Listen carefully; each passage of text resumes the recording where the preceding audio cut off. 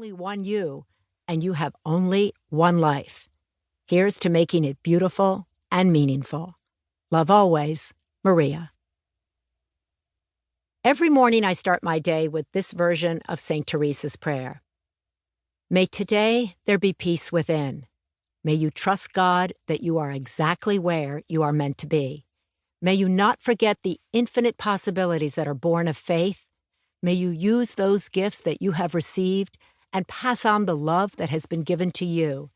May you be content knowing that you are a child of God. Let this presence settle into your bones and allow your soul the freedom to sing, dance, praise, and love. It is there for each and every one of us. St. Teresa of Avila. I am who I choose to become. I am not what happened to me. I am what I choose to become. Carl Jung. There's so much power and aspiration in that statement. Who you become as a person is up to you, up to your imagination, your will, your determination, your choices.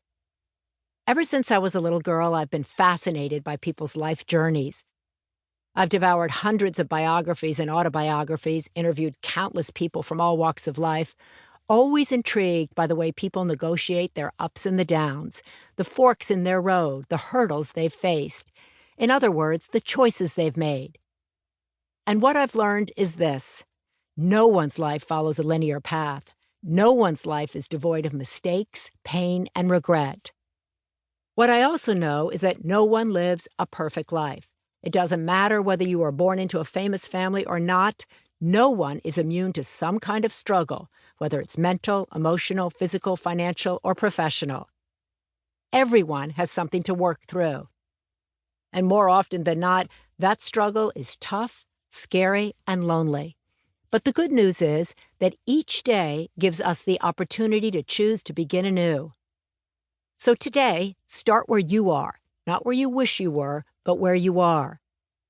I'm grateful for that realization because I used to spend so much time beating myself up for choices I'd made that I thought were permanent and regretting opportunities I was too scared to grab and thought would never come my way again. Or I deluded myself by focusing my attention on only an imagined future, fantasizing there'd be a time when everything would magically be as I dream. But I've learned that living in either the past or the future keeps me up in my head, out of reality, robbing me of the present.